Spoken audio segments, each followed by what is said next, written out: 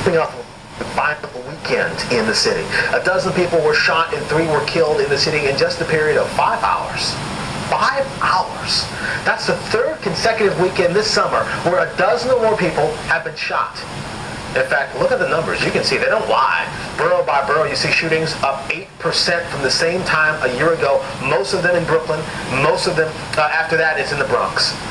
Starting today, police are moving 300 officers from desk jobs to hit the streets of Brooklyn and the Bronx to try and reduce these shootings. But will it actually work? That's the question. Joining us this morning is former NYPD Deputy Inspector Corey Pegues. Good morning. Thanks so much for being here with us. Thanks for having me. Is this going to work? Taking officers from desk jobs and throwing them on the street. Is that going to work? Is that the solution to this problem? Well, it might not be the solution, but it's a start. Anytime you can put a cop out on the street to do what he was hired to do, he or she, is going to help. Okay, but let's be honest for a second. If you're working a desk job, isn't it typically a reason you're working a desk job? I mean, are these officers going to be on day one, be able to get out there and know the neighborhoods and get things done? Well, see, that's where the problem comes into play. If you have someone that's been in the desk for 5-6 years, they have to get reacclimated back to the street. For 90 days, they got to know the terrain. They're sending them to the most violent precincts in the city of New York. They got to get to know the community. So I don't Sounds know. like a big learning curve. It's a major learning curve, but remember, it's the age-old adage. If you put a cop in front of the bank, nobody's going to rob it. So the police commissioner, this is a great job by getting those cops off the desk and putting them out there on the street. Because if they're out there on the street, then the criminal element, they see it, start shooting, which is what we need to do now. Stop it immediately.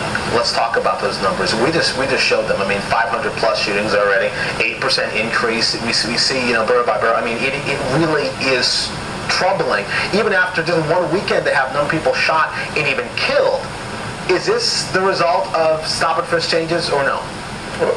Because people are saying that. Just the other day, I was talking to a guy at the Bronx who's like, I might have to move because the shootings are up. And as soon as stop and frisk went away or was modified, as they say, that's when everything started. Is he right? Is that why people are seeing these shootings creep up?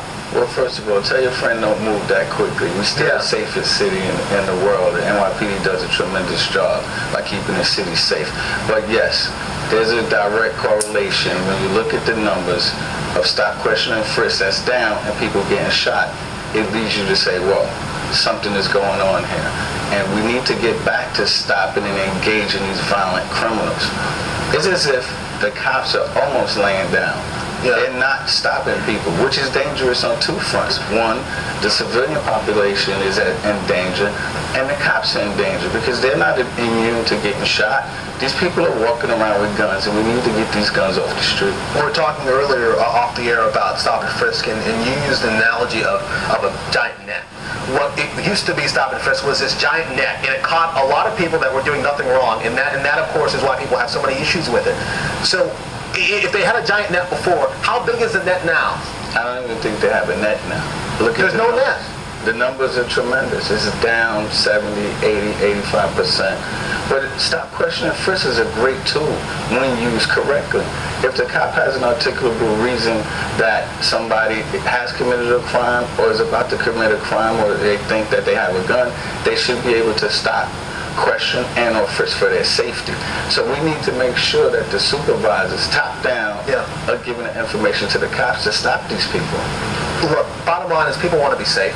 They want their kids to be safe. They just want to be able to go home and not worry about shootings. I mean, that's just what everyone wants for themselves and their families.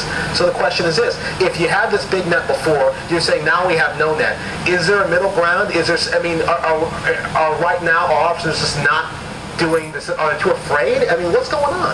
Well, it's 2 things. One, they are afraid. And 2, they're afraid because of the lawsuits now. Now they passed the law where if a cop, you can sue them for stop, question, and frisk. So now the cops are afraid to touch people, which shouldn't be the case because we should be telling them this is a rule that's on the books. You can use it, but they have to use it correctly. See, what was happening before was you would have 5 people in a corner and a call would come in, a man with a gun, and the cops were stopping all 5 people. Right. Where the only person, the description was a man in black, gray suit, Right. pocket square, stop that person. Right. So instead of getting one stop, question, and frisk, they got 5. So now you go to the next corner, same thing. You have 10 when you used to only have 2. So the numbers just spiraled out of control. But that's a direct. You have But to now it's the opposite. Now that call comes in, and what you're telling me is that call comes in, pocket square, man on the corner, and now they're not stopping anybody.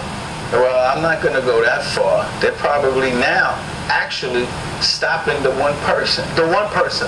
which they should have been doing before. Remember, before we was stopping, we had a 30%, 25% decrease in crime when we were stopping 200,000 people. The last few years, we were stopping 900, 800,000 people. You only had a 2% decrease in crime. Yeah. Something is wrong with the math. And no one stopped and said, what's wrong with this? And we was really, really splitting the relationships between the minority community and the police. Absolutely, and that, of course, is what Commissioner Bratton's trying to repair. As I say goodbye to you, I just want to ask the question again because people want to know if this is going to work and if they're going to be safer and if these shootings are going to stop. Do you think we're going to see numbers change because of this thing? I believe if they have great supervision out there, ensuring that the cops are out there for the time allotted for them to be out on the street, omnipresence, it works. It works. I've seen it. I was a commander for one of the most violent precincts in the city. All right. When you put the cops out there, trust me, the criminals run away. Well, we certainly hope it will work after seeing what we've seen so far this summer. Thank you so much for coming in. Thanks for having It's a pleasure chatting with you, and we should certainly chat again because I'm sure a lot's going on in that mind. I don't know, pick that brain for an hour or so. All right, 7:42 right now. We have much more coming up. But hey, have you noticed an increase in crime in your neighborhood? Tell us your stories. Do you think these officers will help or not? We have a conversation going on Facebook, facebook.com/Pix11 News. Join it. Well,